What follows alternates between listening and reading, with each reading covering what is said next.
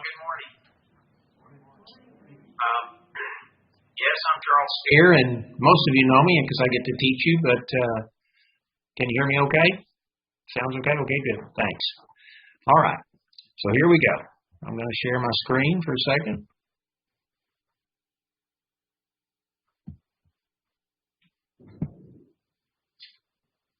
Okay, that way I'm smaller and you don't have to look at me so much. All right.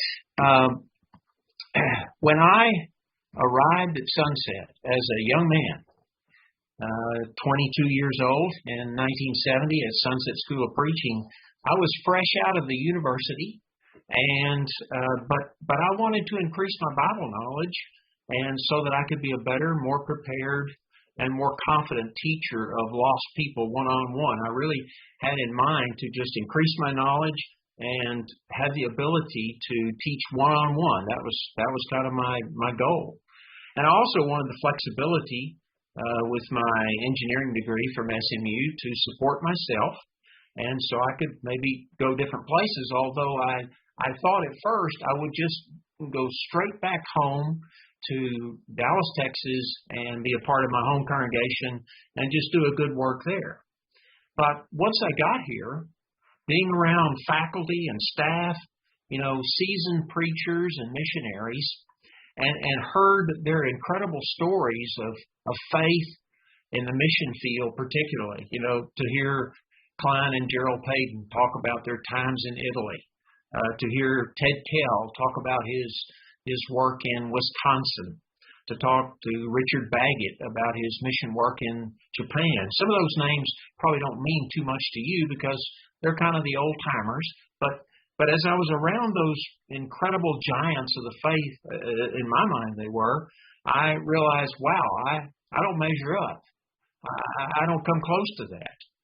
And I was surrounded in my class of 61. We had a big class, 61 people, and I had families who had lived a whole lot more life than I had. I was a single guy, young, only lived in one place in my life besides Lubbock, and these people had had more experience than I had in life.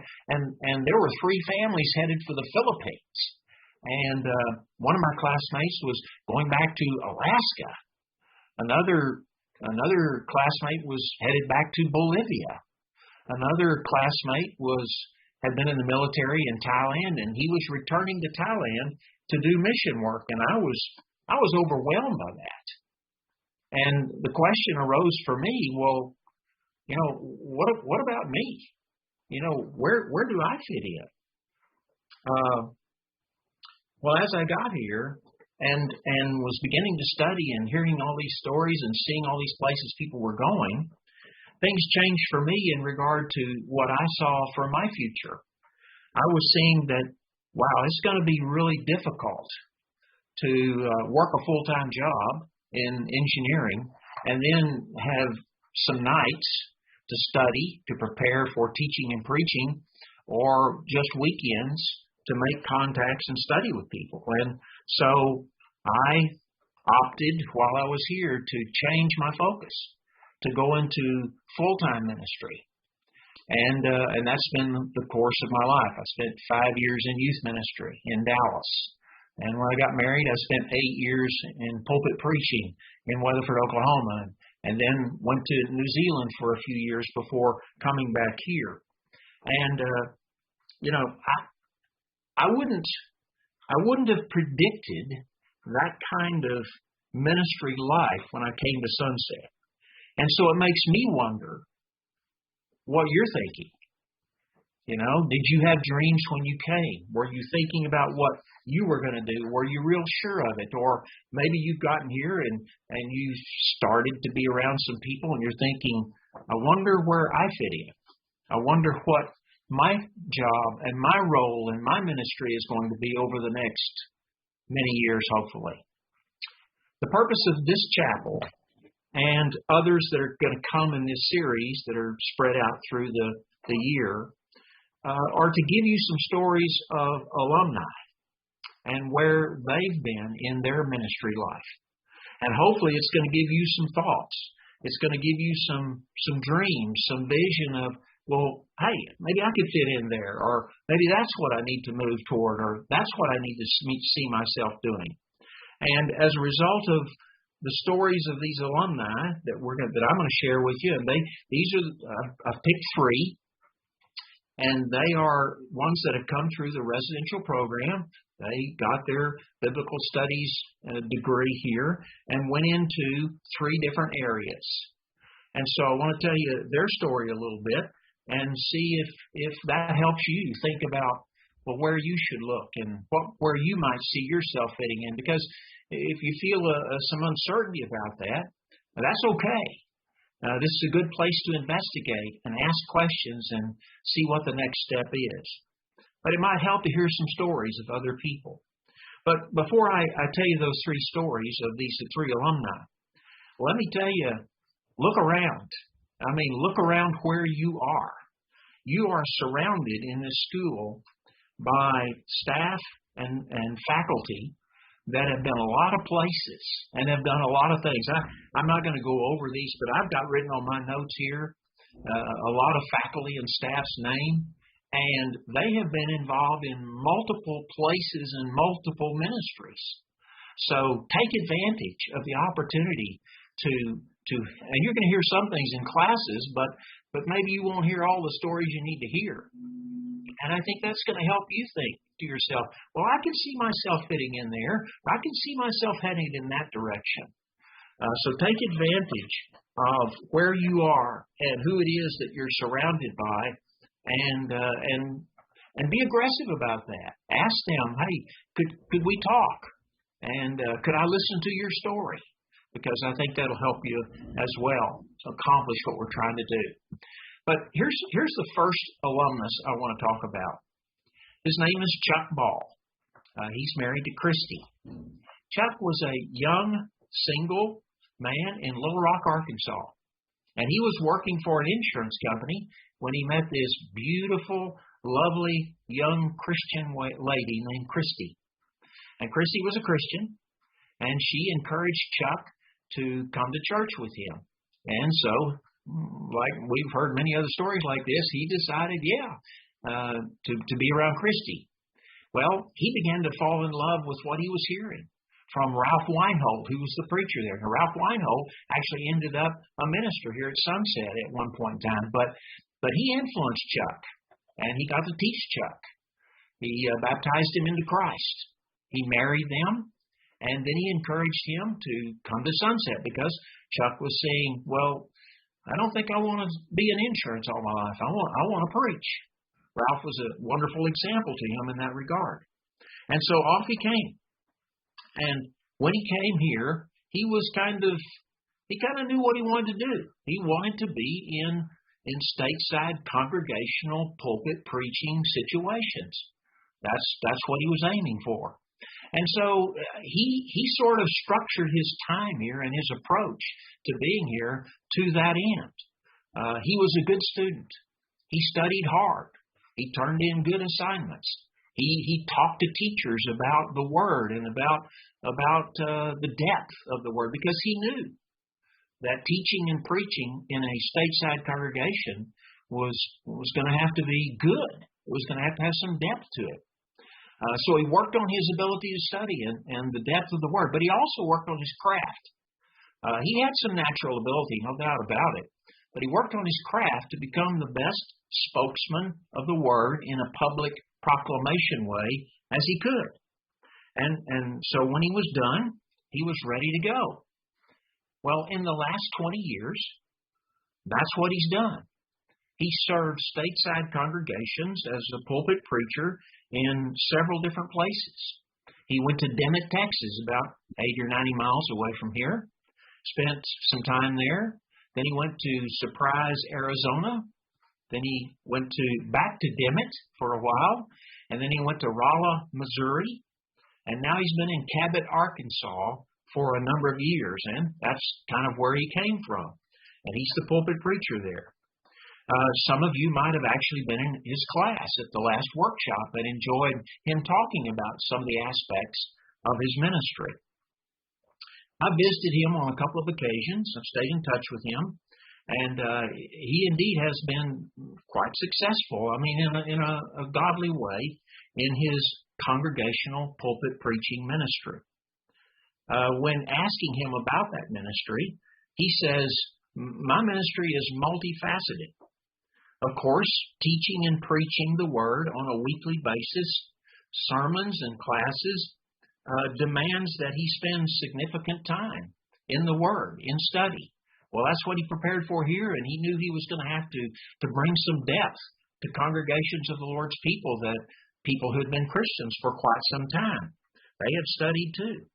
But he also reached into the community. He knew outreach was important.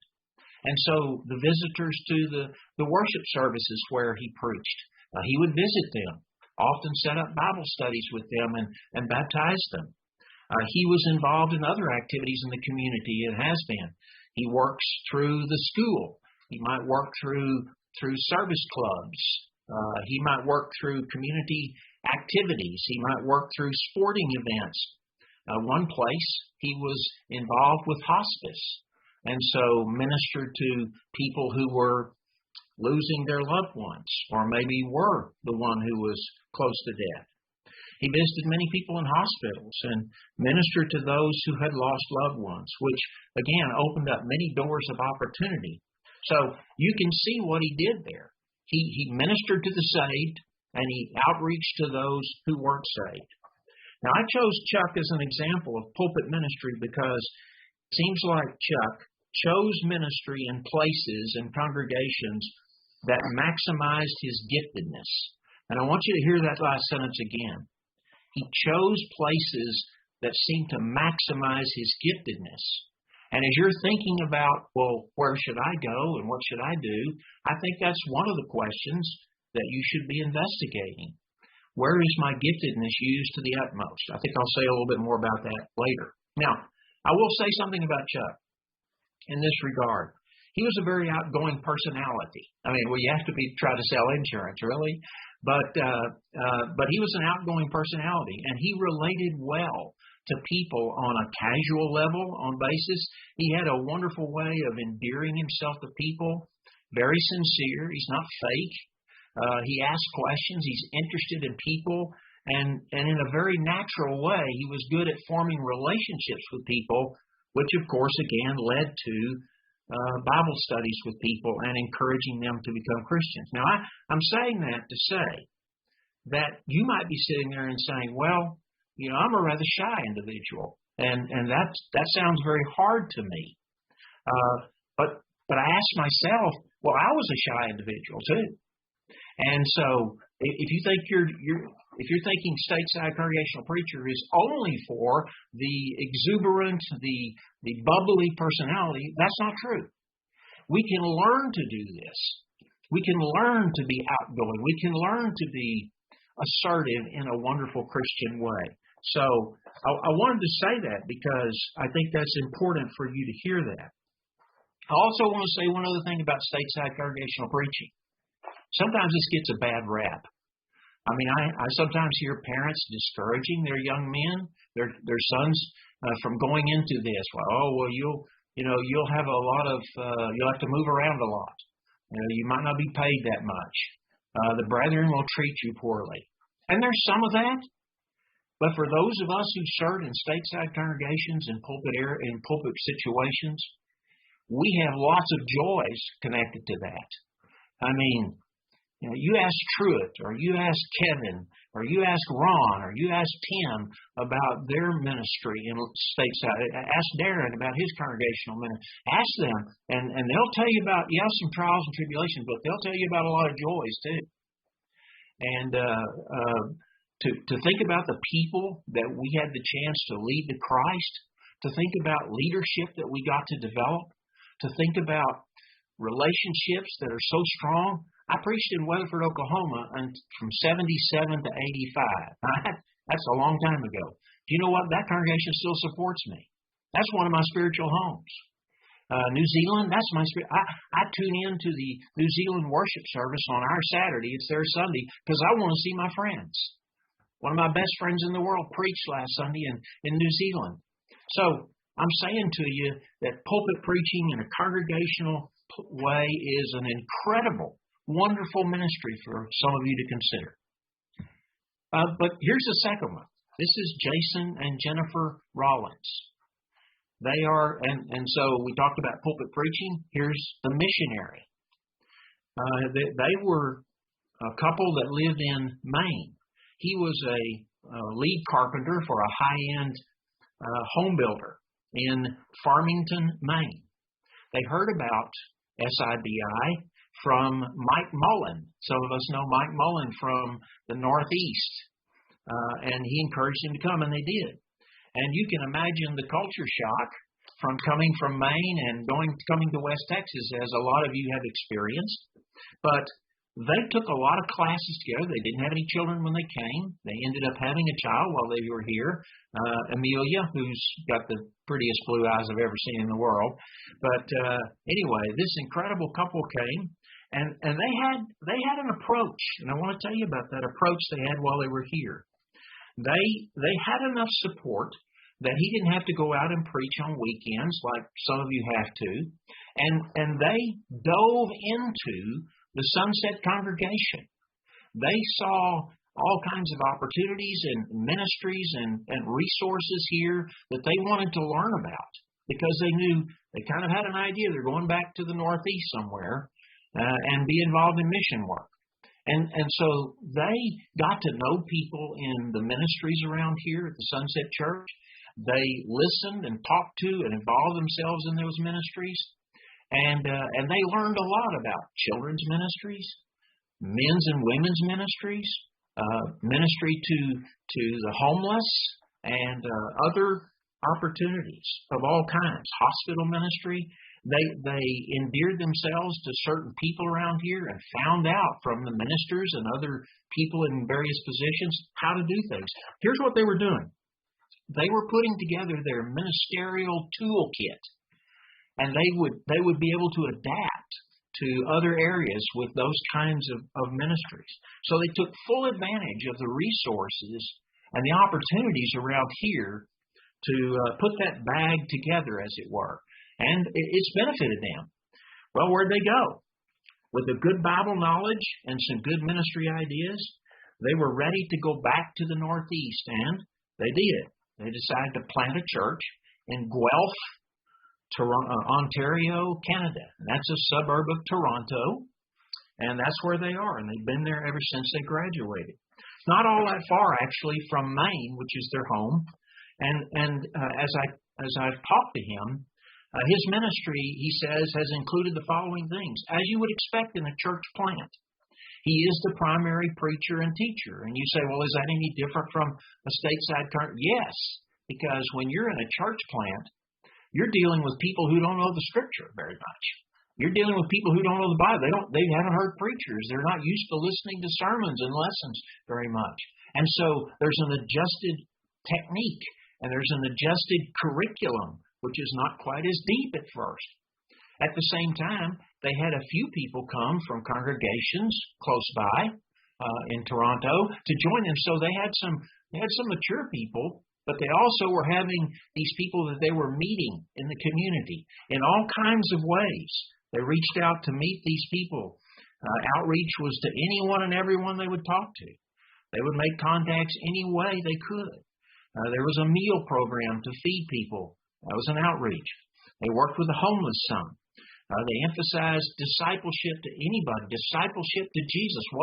What a unique and different concept to Canadian people that hadn't heard maybe much about Christianity or Jesus. Yeah, they knew about him, but what do they know about? He tells me that their joys in this include watching people make that decision to choose Jesus as their Savior, and then helping them understand their role and their giftedness in the Lord's church. And that's a blessing to bringing people to the Lord. Ask our missionaries out there sitting next to you about what that means in another country and how precious and blessed that is. But then, that's also the challenge, because they're coming out of a secular world, and they don't know what it means to be a Christian. And so, helping them find their place in the Lord's church, helping them know about their giftedness, helping them transform their lives, a challenge. So the joys of what they saw are also the challenges of mission work. It is different. You're dealing with a nursery full of babies, which is different from a stateside congregational. And some people have much more of a giftedness maybe to be more patient and to be more relating to the younger Christian. And Jason and Jennifer have done a wonderful job in doing that. And I'm bringing this up because, yes, there are places in the world that are very receptive. Ask Tim Brumfield about Mozambique and Malawi and some other places. Incredible receptivity. But there are a whole lot of places in this world that are slower works, that are not very receptive. Places in Europe can be slow. Australia, New Zealand, Canada, places in the United States can be very slow as well. And so you have to ask yourself, can I be patient? Or am I going to expect to have lots of converts right away? That may be the case, not be the case. Okay, I got to get to my third one. Here's Spencer Carroll. Spencer Carroll was a young, single man when he came to Sunset. He'd been raised in a rural Arkansas town and church, and while attending college, he'd worked as an intern at Whites Ferry Road Church of Christ in their youth and family ministry. Well, he taught school some as well after he graduated, but he thought, I got to have more Bible knowledge, I got to have more skills, and so that's why he came to Sunset. While here, he met and married a young lady in the Sunset congregation. Her name was Ashley, and she was a part of the singles group, and she was a pharmacist. And so he was pretty laser focused when he came about what he needed and where he was going to go after he graduated. Maybe not all of you are like that, but he was. And after he graduated, he moved to Avila, Texas, where he worked with the youth there for 5 years. Now he is back at Whites Ferry Road as the youth and family minister there. And I got to admit, I identify a lot with this brother's life. But anyway, asking him about his ministry, here's what he said. He finds great joy in not just being laser focused on youth, but in a congregation be willing to do a whole lot of things. Knowing when to say no to too much and taking on too much, but to serve in all kinds of ways and all kinds of generations. I mean, that's part of helping youth to realize the church is all ages, and there's a relationship between all of us that's precious and that the Lord intends. Not just always hanging out with youth, in other words, and being a servant and being an intergenerational minister. That's part of his ministry, and that's healthy for him. That's also healthy for the youth. He says that I hear him say that walking with people is the greatest joy and also the greatest challenge. And I think we faculty would agree with that. You're struggling with people. You're struggling along with them as they're struggling to become what God wants them to be. But then when you look back at those struggles and nights where you wondered if it was going to happen and the struggles about it, then, and then you see them come around, it brings great joy. Then there are other times where they don't make it. Ask Betty sometime about she and her husband working at MacArthur Park in San Antonio among the youth, about probably some similar experiences. Good piece of advice. I've seen people who don't have the world view of God, he says. And youth maybe grow up in a certain area and they don't see the rest of the world. But you bring all that view of what you learned here at Sunset to expose them to the world, God's world. Turn them into a world Christian. What an incredible thing that would be. And they end up in their adult lives on mission committees, stateside, or maybe would come to AIM or come to become a missionary themselves because of the world mission idea that you gave them. Well, I'm out of time, but what you've heard today is what you do while you are here, how you structure your time here, what emphasis you give here, perhaps investigating different ministries and situations while you are here is important. and talking to faculty and staff. But then think about what criteria you're going to put in place or that you're thinking about for making a choice. And we're not going to discuss these because we don't have time. But think about how you're going to make the choice, how you're going to proceed. Don't just sit there and think, well, God's going to open a door and it's going to be obvious and I'm just going to walk right through it. It's going to be easy and I won't even have to think about it. That's not always the way God does it. In fact, probably most of the time He doesn't.